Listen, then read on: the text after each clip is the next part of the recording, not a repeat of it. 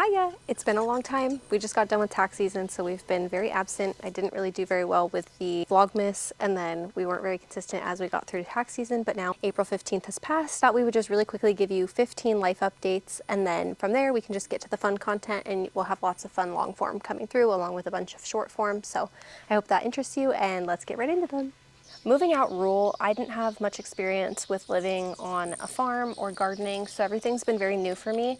Behind me here we have some cilantro, and it's been on my bucket list to successfully, I just spilled on myself.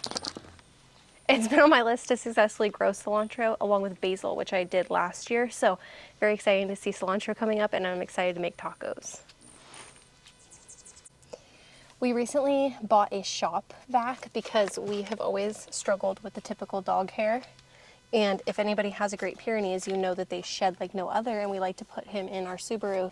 In our short, I shared an injury that Frannie had.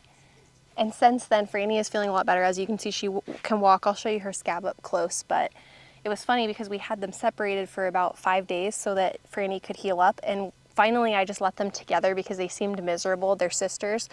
And they ended up getting in spats right away. And it looked like maybe Nanny hurt Frannie because we came out probably 24 hours after letting them be together, and Nanny was limping on the same exact side as Frannie, so I think she might have knocked her leg because Frannie has a pre-existing injury on that same leg. So they're so funny, but everybody's doing okay. They're still fighting a lot and arguing as they always do. And I even have some footage I'll share right now of Nanny, which is the white one, fighting our rooster. She's a little spatter like her dad. They knew I was filming. You're like, oh yeah, we'll show them what we like to do. All right, well now I'll show you the injuries. Oh yeah, you make it raw. Well horse is the best for any injury with livestock. If anybody has never heard of it, let me know and I can send you the link. We bought a tractor, which is really exciting, but even though it cost us $35,000, we haven't used it very much because the first weekend we tried to use it, we almost got stuck trying to make a potato bed. So since then, we've been a little bit more cautious. It's about this weekend is the first weekend I would say it's dry enough, but we're gonna wait one more weekend just to be safe. Comment down below if you're having super wet soil situations, or maybe you're even still having rain right now, because I just got back from a New Jersey business trip, like I said, and there was a ton of rain while we were there. So it is a moist year, ain't it? I missed it, dang it. Did she pick you? We have a very broody chicken because we, surprise, got 40 new ones. This is actually one of our youngest. She's only about a year old, but she doesn't seem to want to lay eggs. She just wants to be a broody mama, so that's cool with us. And we've been trying to spend time gentling the chicks because we didn't do that with our last ones, and they're very jumpy. So the way we do that is just bringing out some grain and sitting with them. As you can see, this one's very familiar with the process. So now, we also got these big clunky water storage containers. We bought these because where we live, we're on a water district, and sometimes they will have leaks or breaks that they have to fix, in which case we run out of water, and that's really scary when you have livestock. So we got two, and we have a third one on the other side of the property. That way we're fully set if we ever run out of water or it turns off. Second thing we bought is 3 metal cans because we have a ground squirrel problem. You've probably seen videos on our page. If not, I probably should post them because I have them on the TikTok. But we have all of our grains in here now so that the squirrels can't get those. And then we've also tightened down the fortress, the hatches, so that nothing can get in here and live in here. And we haven't had any come in our trap, so I think it's working. We ended up going on a business trip to Newark, and we had multiple layovers, but on the first one from Sac to Phoenix, when we got to Phoenix, we started going down in elevation and getting ready to land. And then we know Phoenix pretty well because we went to Arizona State, and I was watching, I'm like, oh yeah, there's that stadium, there's that.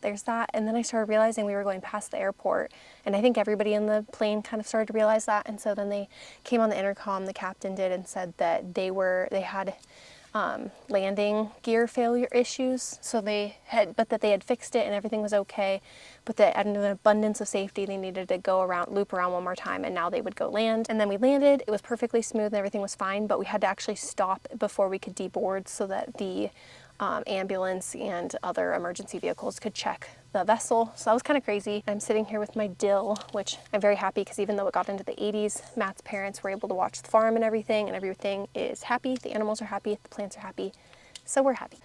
Ooh, Matt just brought me the best pea. We were growing these and we weren't sure if they were snap peas or sweet snow peas, and I think they're sweet peas.